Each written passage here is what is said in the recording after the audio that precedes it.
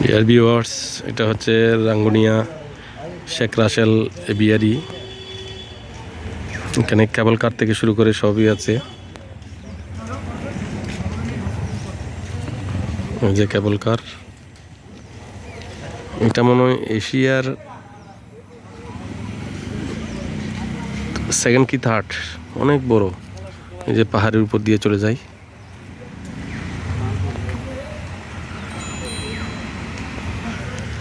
এখানে 5 আগস্টের ঘটনার পর কিন্তু সব কিছু লুটপাট করে নিয়ে গেছিল, এমনকি পশু পাখি পর্যন্ত সব নিয়ে গেছে। এখন আবার নতুন করে এটা তৈরি করা হচ্ছে, এখন কাজ চলমান।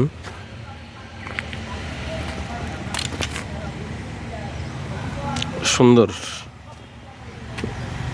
এখন হয়তো আবার সব ঠিকঠাক করার পরে